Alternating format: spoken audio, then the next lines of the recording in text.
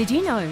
School Sport Victoria offers 650,000 sporting opportunities in 31 different sports at 10,700 events across the state every single year. That's a lot of kids playing sport. And for over 25 years, the Victorian School Sports Awards have recognised more than 1,500 students, teachers and volunteers for excellence and outstanding contribution to school sport. Now that's a champion effort.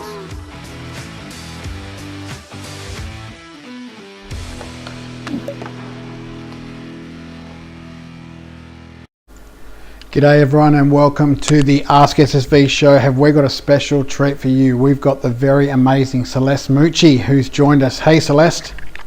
Hi, thanks for having me.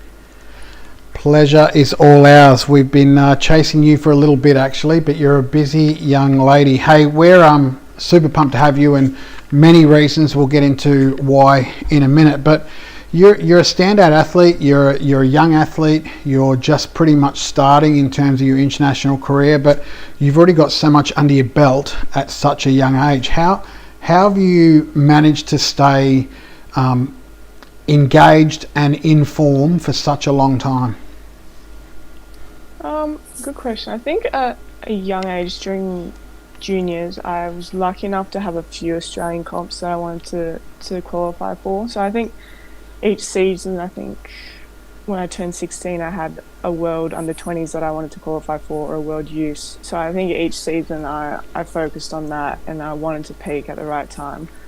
So I guess that kind of gave me motivation. And then transitioning into seniors, I also had a few comps that I wanted to transition into, like Com Games. So I thought, each season I have this goal, which is perfect in a sort of way. And it kind of just kept me going throughout the season, even during off season. Great. Now we've got some vision behind me that is of Celeste competing in various different events, and as you can see, she looks a lot younger there, but still the same length hair. And you as a heptathlete, just to put people in perspective, it's very difficult to show a highlights video because you can compete in so many. So you've got 100-meter hurdles, high jump, shot put, 200 meters, long jump, javelin and 800, and generally in that order.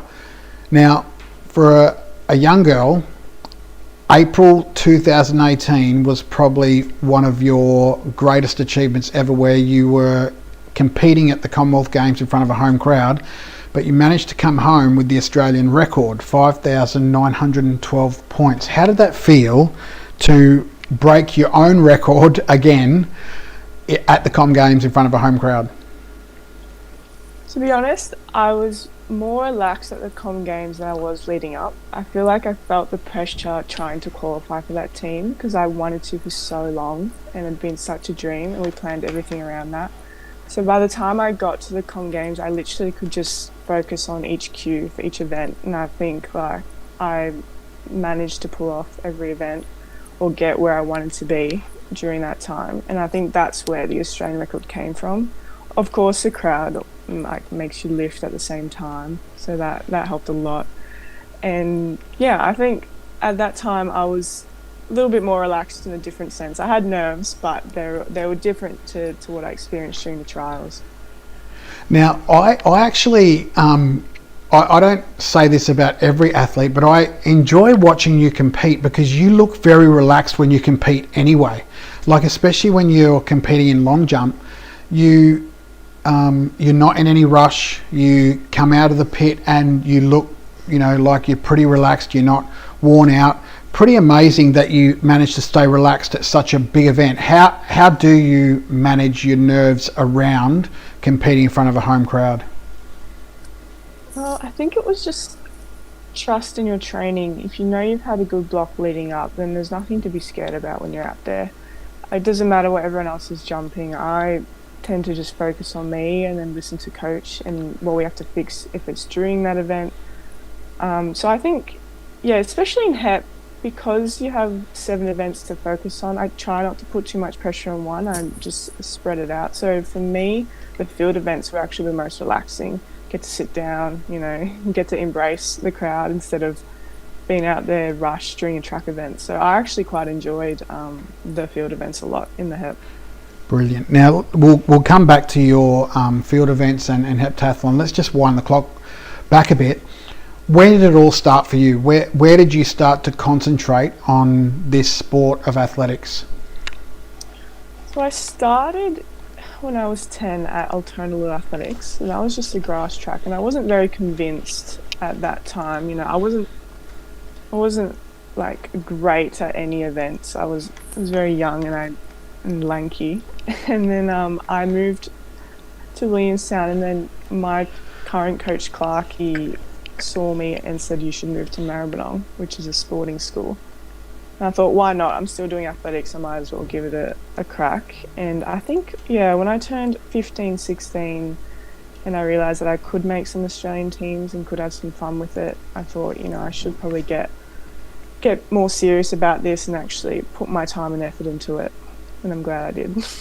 That's so good. Now, did you play any other sports around that, at 13, 14, 15 years of age? Were you involved in any other sport? So I was playing soccer for a local club, and then I loved the inter-school sports. I played footy, which Mum hated, but I loved, and I played volleyball during those times. Any other team sport I would join in. That's so good. I'm sure the football, soccer teams have missed having you as well, because you would be a star at anything you compete in. But you talked a little bit about the inter-school sport and all that. How did school play a part in your formation of who you are now as an elite athlete? Yeah, I remember back in primary school sport was such a big thing. Like, I really wanted to make the regional and state teams. So I think that's where my love for school sport came. I remember going down to Bendigo one year for the States, and that time I probably wouldn't even medal. I remember coming fourth or third a couple of times, but it was just so much fun, especially getting that day off school and doing that. So I think they played a big part, especially because I could try in other sports and see whether or not I liked them. So yeah, I think it was a lot of fun when I was in school. Well, I guess what people don't realise, and this is a massive compliment to you, is that you have represented Australia on several occasions, and we haven't even talked about your Australian representation in terms of national championships, because in terms of nationals you're a standout and you blitz the field as well. But taking back to primary school, you never actually made a Team Vic team, and to you that's not a big deal, but to 10, 11 and 12-year-olds listening now, I reckon their jaw would have dropped. How can you not make a Team Vic team and yet represent Australia, whereas you've done it on several occasions? Yeah. I remember, as a junior, I didn't develop maybe as quick as everybody else, and I was in the sport, I was doing it, but I just wasn't making those teams. And I mean, I was upset at the time, but I was upset in a good way that I wanted to keep trying, and I wanted to keep, trying to make the next team, and eventually, your time will come, and mine did, where I made my first team, and yeah, I'm happy. So I just say stick at it, because eventually it will come. And that's remarkable, Celeste, that you were able to keep yourself motivated from 10, 11, 12, 13, 14, and that you probably, I'm shooting from the hip here, but I reckon you might have developed at about 15, 16, because when you hit Maribyrnong and started to do some strength and conditioning and jump, you were with Darren Clark, you took off. Like you said before we started, you went to the Simplot Games, which is an international event that Maribyrnong took you on year 10, 11 and 12. You blitzed over there, you've been to Finland and competed over there, obviously the Com Games, and your seasons went from strength to strength, and you really have taken off.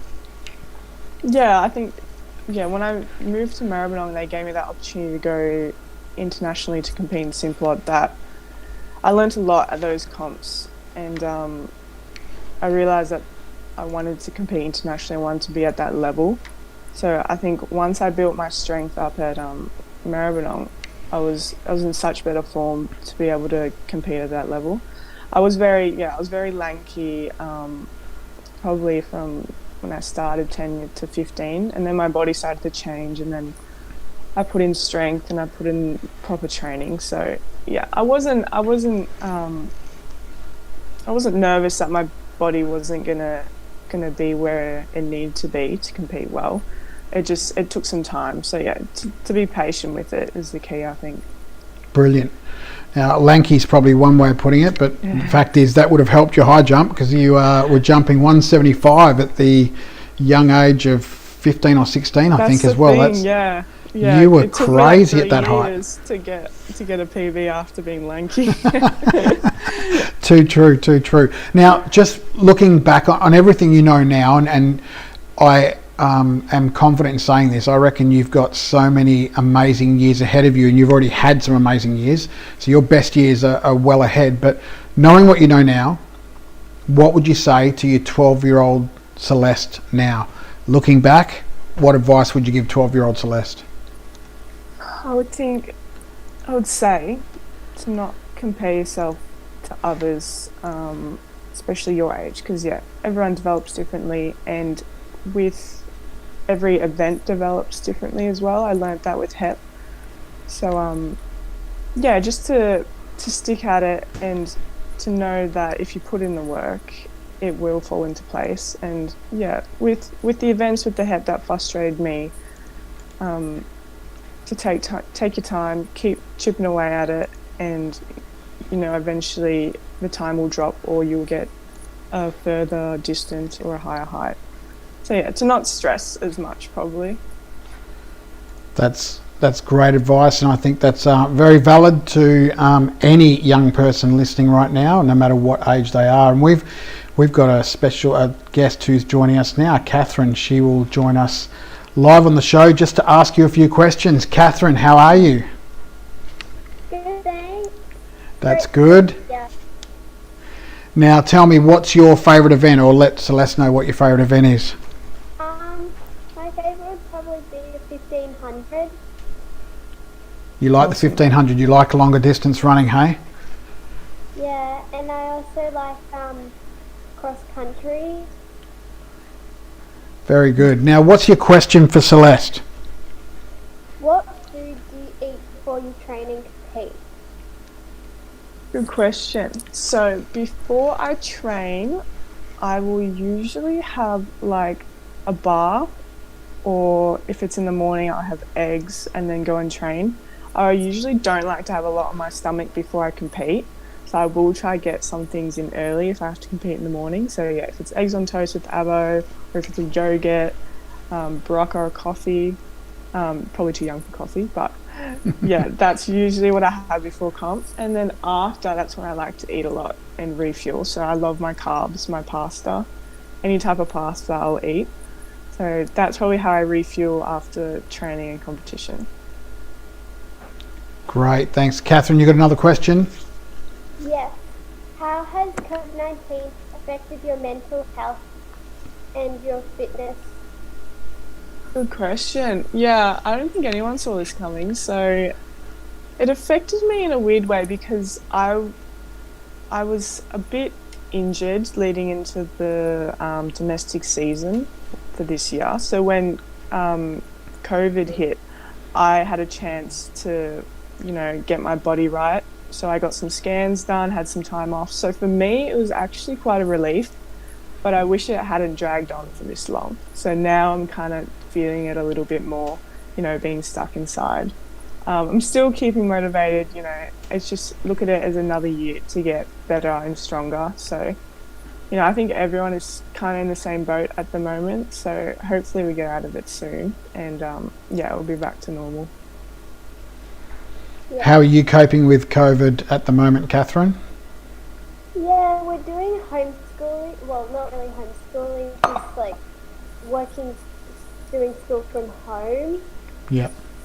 So, that's not that hard. It's fun though, because it's fun how you can just call your friends and work together if you need to. And in the morning, you have these morning calls, so you see your class. You can all see them, but it's annoying how you can't see them face to face. Yeah, I bet, and that's good. And some students are really loving the remote learning, and some aren't. But it's good that you could join us today, and ask this superstar your own questions. You didn't get the answer though we get sometimes, which is sometimes we ask this question, Celeste, what do you like to eat? And the athlete almost always comes back and says bananas. They love to eat bananas when they compete. Well, kind of, sometimes. Some in the Very good. Hey, thanks for joining us, Catherine. Thanks, Catherine. Thank you. Bye.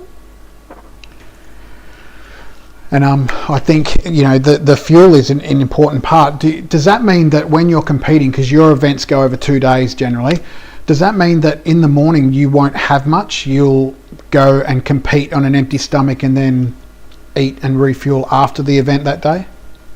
So during a HEP, I would force myself to eat. I would wake up a bit earlier and have like a proper meal, so I'd have some energy, because the hurdles and high jump were usually always very close, so there wasn't much time to refuel between those, so I'd have to wait until the afternoon. So for HEP, I would usually force myself, because I'm not usually a big eater in the morning, but I would during HEP. If it was just a hurdles race in the morning, I could get away with a fruit salad and a coffee and I'd have enough energy. Yep. Now, you touched on it before, but in terms of the Olympics being postponed 1 year, that kind of worked in your favour, right? That helped you recover and throw this injury, is that right? Yeah, I kind of ignored it for a couple of seasons, the niggles in my body. I was great at maintaining them and kind of still performing well while having a couple of niggles, but I think this domestic season they just all caught up to me a little bit, and I was still trying to compete because I still wanted to qualify, and I was trying to qualify early, so I would have a bit of a break, if you know what I mean, leading up. But when it got called off, all the comps started to get cancelled, I kind of thought this was my chance to kind of fix it. So it was it was a relief. It was a blessing for me.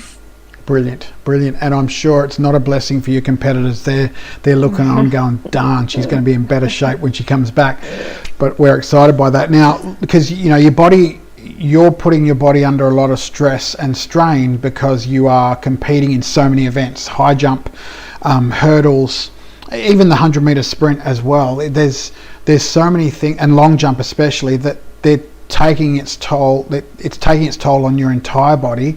How do you recover after a HEP that goes over 2 days? Like, what do you do to recover?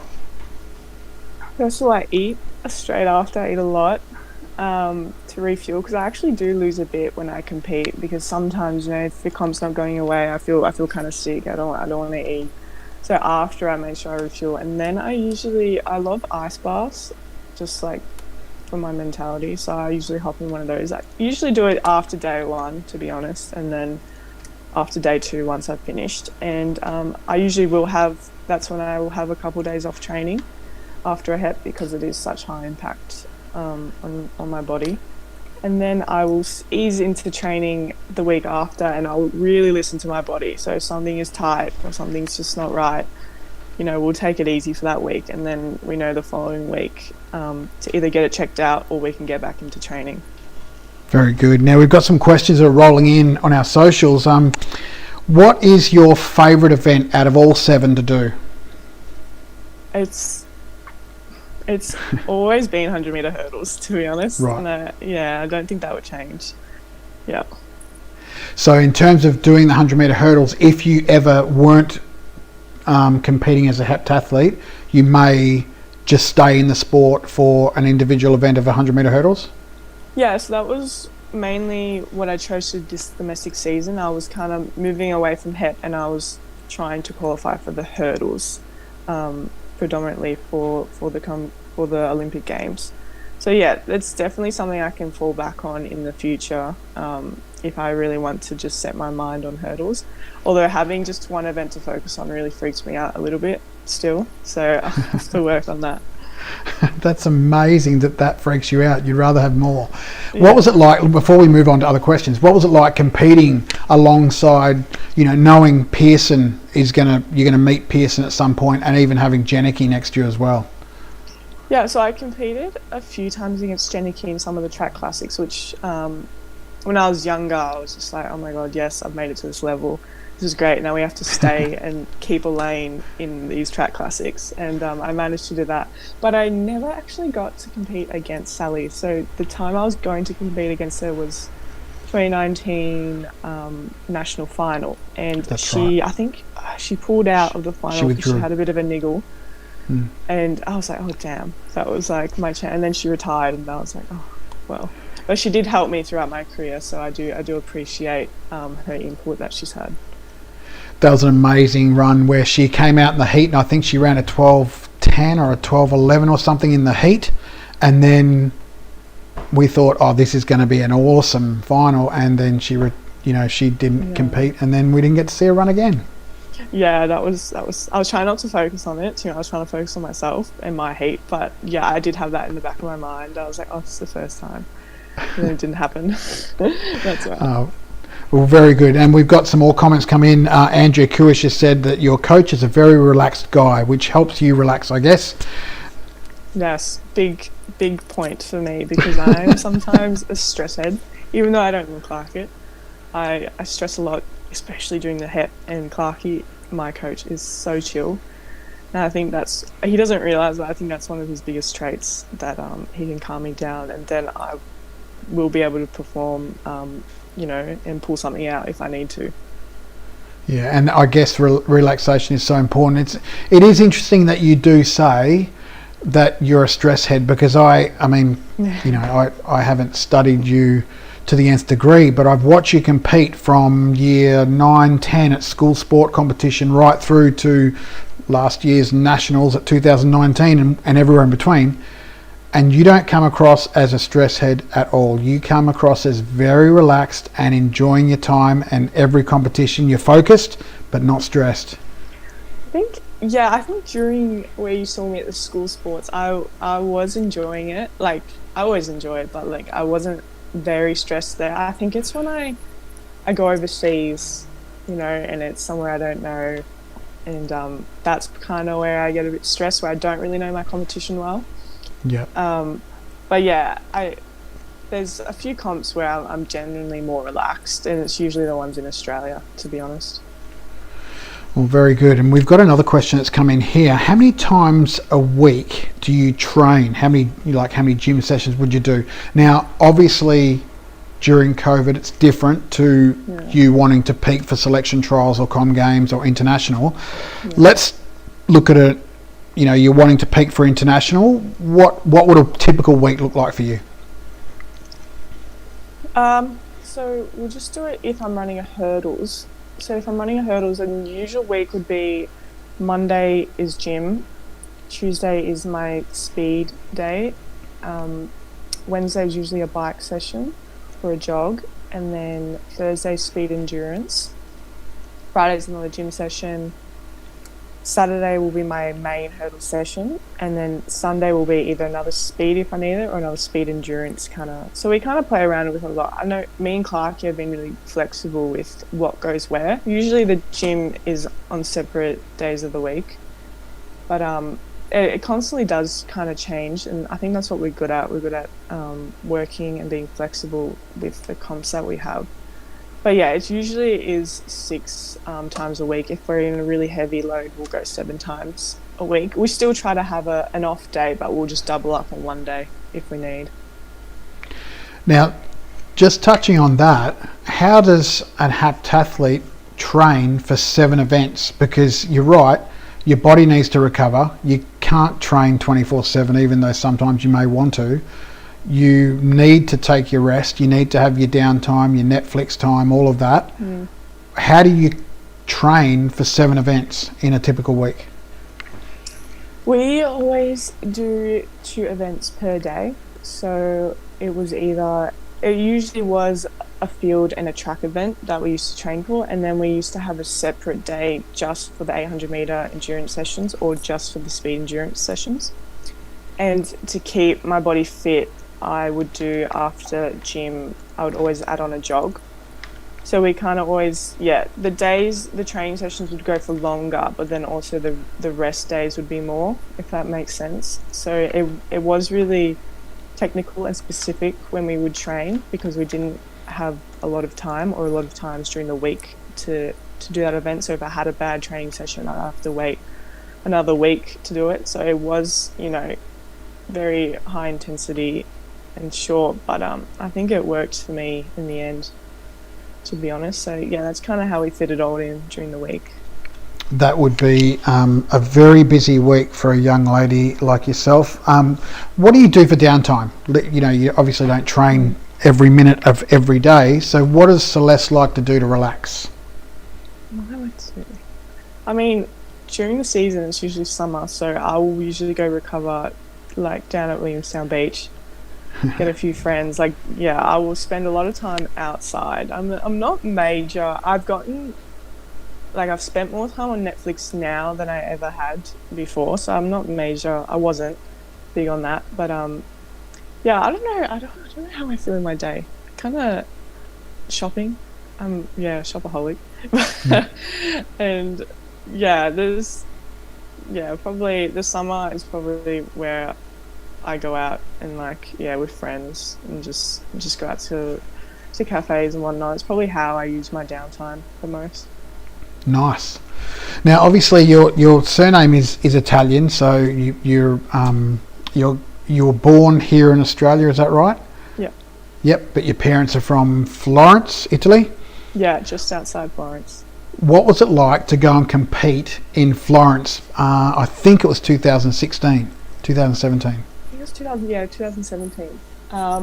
It was great. Because my parents didn't come over, but they're like, well, you're gonna stay at the grandma's or nonna's, and it was great. Yeah, coach was there as well. He came. He loved it. He loved all the food, so did I. And it was great having a different kind of family in the stands. I wasn't used to it at all, because it is only my mum and dad in Australia. So I always have them at competitions, but I never have my extended family.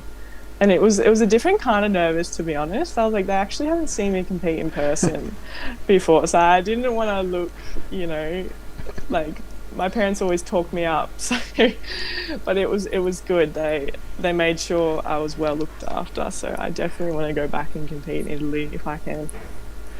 I'm sure that part of the well looked after was the food. I'm sure the food, the pasta, the breads, all of that would have been a huge around there, and you would have had to fight it off, right? Yeah, for sure. Well, very good. Now, look, what's the future hold for you? We're in a COVID world right now, so what does a typical week look like for you? How often are you training at the moment? At the moment, I am doing I'm doing rehab, and I'm doing bike every single day of the week, and then I'll have my jogs that I go on for the hour that we can spend outside, about 3 times a week, and I'll have gym every second day. So I do fill in my days a lot, because there is nothing to do, just with getting little exercises in that I usually probably would ignore if I wasn't at home. But I think that's the beauty of getting it done now, because you can really focus on it. So I don't think it's necessarily a bad thing, being inside. Yeah. That's excellent. So you're focusing more on the strength and conditioning side, and you're trying to raise your base level fitness, I guess, as well. Because it would be difficult for an athlete who is trying to do 2 events every training session. I would equate that training session would go for around an hour and a half to 2 hours each time, maybe 2.5 hours. Yeah. So you can't fit that in with the current hour that we've got. So you're doing pretty amazing with it. Looking a little bit more long term, what does the future hold for Celeste? What are you focusing on? Obviously, the next season is pretty obvious. You want to focus on the Olympics, and then after that is, I think it is a busy year after that. If it's Com Games and World Champs in the same year, that will be another big year, similar to what I had in 2018 with Com Games and World Juniors in the same year. So I think we'll try manage that like we did last time, which worked out pretty well. But I think we always take it one major comp at a time. So it'll definitely be, hopefully if we have a domestic season, try and compete as much as we can domestically. And if we have to get an exemption and, you know, go to Europe and spend some time in Europe to try to qualify, I think that's what we'll have to do, to be honest. Yeah, because I mean, how did it feel to you knowing the Diamond League kicked off like 2 weeks ago? Yeah, I mean, I was pretty jealous that they were over there, but I'm happy for them that they get an opportunity. I think like Europeans didn't really have a season at all, whereas we kind of nearly finished ours. So I kind of was happy for them that they did get a few runs in. Also good to look at where everyone's at with a much longer base as well. I feel like there was some really good performances that they put on, which shows when you have a lot more time to train. Yeah, so true. And just for the viewers, for what you were referring to before, is that the domestic season nearly finished here in Australia.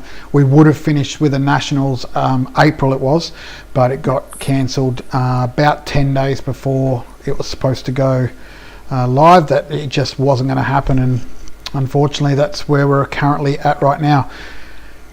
How would you answer this question? What sacrifices have you had to make to be where you are today? I mean, I don't really... When I was younger, I looked at them more as sacrifices. Now I kind of look at them as beneficial choices. I mean, at the time, they might look like sacrifices, but in the long run, they will benefit you. I think one major one that I can really think of was, I think in year 12, when I had my eyes set on the Comm Games the following year, everyone was planning to go to schoolies, as you know. And like I was super excited, I planned everything, but then I had a comp in Sydney literally I think the week after schoolies was meant to be, and I kind of made the choice. I was like, look, I haven't qualified yet, and if I want to qualify for these home Comm Games, I need to, you know, do well in that comp. So I made the decision not to go to schoolies. I was like, I can have my break later and hopefully it will pay off, and it did. I did get a qualifier at that competition, and yeah, that's probably the big one I can think of. So schoolies, where would that have been? Gold Coast or here in Melbourne? I think I was planning to go to Byron Bay at that time with my friends. Yeah. Byron Bay is certainly crazy, that's for sure. We've been up there with red frogs before, and they're it's crazy up there. We've got another question that's come in from Emily Shield. What do you believe is the key to becoming an elite athlete? I don't think there's one key thing. I think it's like a lot of different things contribute, but for me it was just determination. Like if I have a qualifying time or a team I want to make, I will literally plan my season around that and work towards that. And then if it doesn't happen, I'll go back and see what I could have done better or what we could have changed. So it's just reviewing yourself. And I think at that time I did make a lot of comps, but it was because I listened to my body at the same time, and I didn't push it too hard, because really getting to know your body and learning what works for you will make you better at preventing injuries. I think those two key things. I mean, you can work hard and extremely hard, but if you get injured, then it's just a setback. So you need to work on balancing out all those different key things that contribute to being probably an elite athlete, I think. Now, just coming to that, what would you say are some of the setbacks you've had to date? So I think 2015, that was my first major setback. I made World Youth Colombian team, and I didn't get to go because I had a stress fracture in my back, my lower back. So that was a major setback. I had about 3 months off. Did some really good rehab, and then the year after I managed to make World Under 20s as bottom age. And I think one of the comps in Simplot, I had a grade 1 hammy tear, and that set me back a little bit. So I got to learn my hammies and how they like to be treated and how much is too much. And during the trials at Comm Games, I think I suffered before the trials I suffered a little tear in my elbow, so it was very hard to practice jav before then. So I literally got to the trials with having one throw under my belt for a month. Wow. and I just had to chuck it out there, and it was good enough, and I called it a day. And then it slowly got better by the time Com Games came around, but it was still strapped. I still have photos of it strapped. And then this year I just suffered a bit of. I've always had a little bit of knee pains, and we're just managing that now. So I have each season had a thing that I've had to maintain, but I think we've done it pretty well. I think you've done it pretty well too, because obviously like I said, you've gone from strength to strength at different competitions, and you just continually improve. So I know that you've got the Australian record of 5.912, but that surely is going to be broken in the next season. Don't want to put pressure on you, of course, but that surely is looking in danger, in the sense that you are continuing to progress as an elite athlete and develop as a woman. And I think you're only 21. Just turned 21. Just turned 21. So, I mean, generally speaking, women don't reach their peak in development until 28. So you've got another 7 years of development. That is pretty darn amazing for a girl who's running some pretty quick times in the 100 and running some pretty, jumping some pretty far distances. Who have been your role models in the lead up to this in your sporting journey? Who have you looked to as people that you want to be like? Or I think when I was younger, super young, it was always Sally Pearson. And then when I figured out I wanted to do HEP, I wanted to pursue that, I think it was KJT, so Katarina Johnson-Thompson. And I always looked up to her, because she kind of had the same strength as me in a way.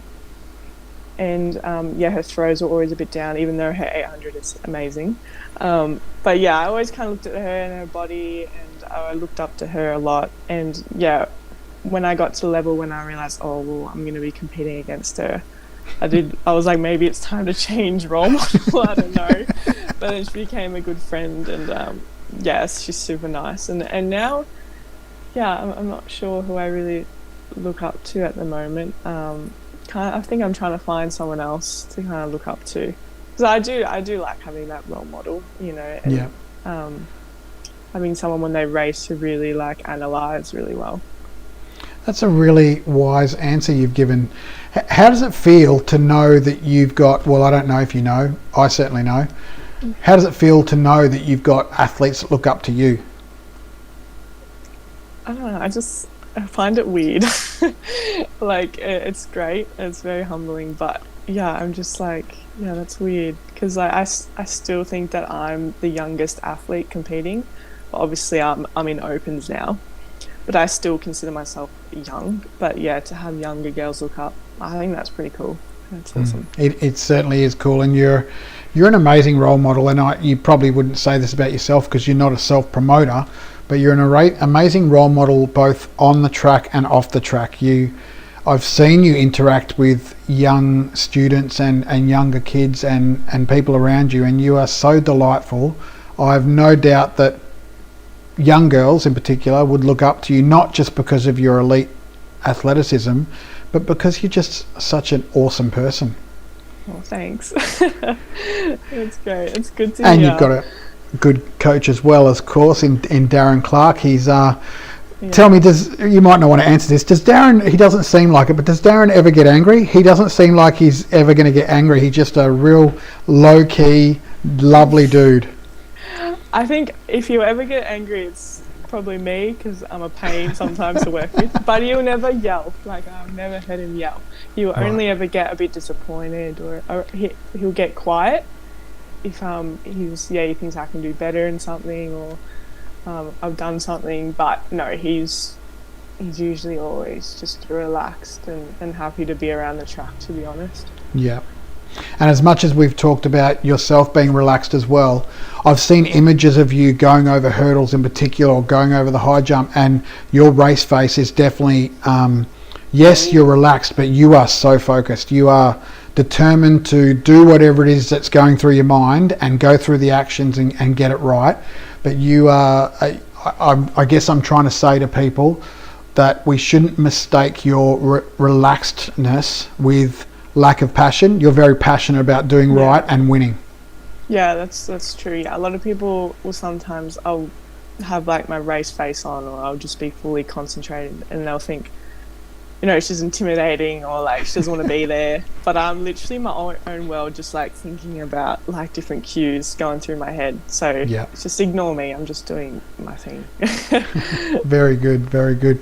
So how do you cope with putting on the green and gold and knowing that, you know, you're going to continue to be representing Australia, but how do you mentally prepare yourself for that? Because I know how you physically prepare, gym and cycling and jogging, but how do you mentally prepare for that pressure? I think it starts like 2 months out from a major comp, and all my confidence really comes from my training. Like if I'm nailing my training leading up, you know, I know I'll be right for the comp. I know a few times during HEP, when HEP used to stress me a lot, I would go see a psych. I never thought it would work, but it was actually great, especially for the 800s, where probably all my nerves would come there because that's where the medals were decided. And that was a lot of pressure to deal with at the time. So yeah, I did go see a sports psych, and, you know, you learn some good things from them to just, you know, focus on breathing and to be confident, you know, don't get any negative thoughts, which is hard sometimes, but I think I'm still working on that, to be honest. It's not perfect yet, but yeah, there's always room to improve, I think, with that side. That's fantastic. Last couple of questions. If we were to, you know, grab our crystal ball and look forward 10 years, what would you love to see or have achieved in the next 10 years? Without putting pressure on yourself, but what sort of things would you focus on? I usually don't like to jinx myself, but I'll say it. I'm very superstitious, but I think I would love to have gone to 2 Olympics in that time, and probably have made a final. I know for the HEP it is a straight final, but a semi-final or final for the hurdles would be a great achievement. And then I know for World Champs, I just missed out on the semi-final of the hurdles. I'd love to make a semi-final or go further in that. I don't have any specific times or points. I just have these experiences that I want to achieve and hopefully do well at those major comps. And I do see myself hopefully winning a medal at Com Games, whether it's in the hurdles or it's in the HEP. Well, let's face it, the last Com Games you were very close. You were very close, and thankfully that wasn't your last one. That's one of many to come. So I don't want to jinx you either, but I'm sure a medal's in contention, surely. But anyway, just based on your own self-confession of being superstitious, do you have your own superstitions approaching a block or approaching hurdles, or do you have to put the left sock on first before your right sock, or do you have any of those kind of idiosyncrasies? I do. I have a lot which I don't realise I do have them. Sometimes they'll be pointed out to me, but yeah, it would just be like stupid stuff like jewellery that I'm wearing, nail polish, which type of spikes and socks, hairstyle also it comes down to. And then in the warm-up I have a few, like I have to stay in the lane that I've started my warm-up in. Wow. Like, I don't care whose lane. I have to finish in that lane. I'm sorry, sometimes I give off the worst looks. And yeah, I have to go to the toilet before the call room, even if I don't have to. I'll just sit in there, do something. And then yeah, it's just little things that I do in my warm-up, which have come naturally to me now, which is kind of weird, but over time I think I've picked up maybe too many. I've got to drop some eventually. Hopefully I've forgotten some over this time, but yeah. Very good. And you know, your sports psychologist would help you with that, but what you've talked about too is your training, what happens in training. And I guess in a training day you're trying to build a habit of how to approach the hurdles and how to approach your run up in the long jump and the high jump, and then it just becomes something that is very natural to you when you're on the track, regardless of the competition that you're in. Yeah, that's true. I think in training is where you practice all that stuff and the good habits that you want when it comes to competition. So yeah, it's just all about practicing those and making sure they're right for you. and working on them if you need. And then by the time comp comes, you don't really want to think about that stuff. You want it to happen naturally. So Yeah. I think that's important. Now, fast forward a little bit more. Last question. How has sport set you up for life? Like, if we were to think 30 years from now, I'd imagine you wouldn't be competing at an elite level in 30 years' time. What would you like to do after sport? What sort of things sort of excite you? I mean, I didn't really know a few years ago, but I've kind of like started to think about it more. Life after sport. I definitely, I think I want to kind of stay in sports management. You know, I want to help other athletes try to find, brands that will work with them. So I think that's something big of mine. And I also do love the fashion side. So if I could, work with a brand to make some comp kits or to make, some clothes, it doesn't have to be in sportswear, but just that aspect of it, I think hopefully the sport has set me up for me to, merge into that kind of career after. Brilliant. That's so good. So anyone watching this later on, hopefully they'll be in touch with you with whatever it might be. But I'm sure there's a whole bunch of kids putting up their hand going, you can manage me, no problem. I'm happy for you to be my manager. That's good. Which is, management, as you would know, especially for you now, moving into the future is critical. Like, Darren as a coach will do whatever he can to get you into competitions. But if you've got a manager that's brokering on your behalf to get you into the diamond leagues and get you into those European comps that will get you points, that's really critical for you moving forward, especially the ranking system that's been put in by the World Athletics crew. It is very important that you have a manager that also has those good connections, because you obviously want to get into those diamond leagues where you can, to be honest. Exactly. It's been a pleasure having you on here, Celeste, and like I said before, I really mean this, that your best years are well ahead of you, and we're really excited about what the future holds. We're not trying to jinx you or put pressure on you, but we are certainly saying you're an amazing athlete, you're an awesome role model, you're a lovely young lady, and I look forward to seeing where you take sport or where sport takes you in the next 3, 4, 5 years. Thanks so much. That's so nice. Thanks for having me. No worries, man. We'll keep championing you in the future. And next week, we've got Jemima Montag, who's another friend of yours. We've had her and you down at the track down at Meadow Glen. I don't know if you remember that day. We got nearly rained out. Yeah, we did. Very good. Hey, thanks for joining us, and we'll be back in touch later on. Oh, thank you. See ya.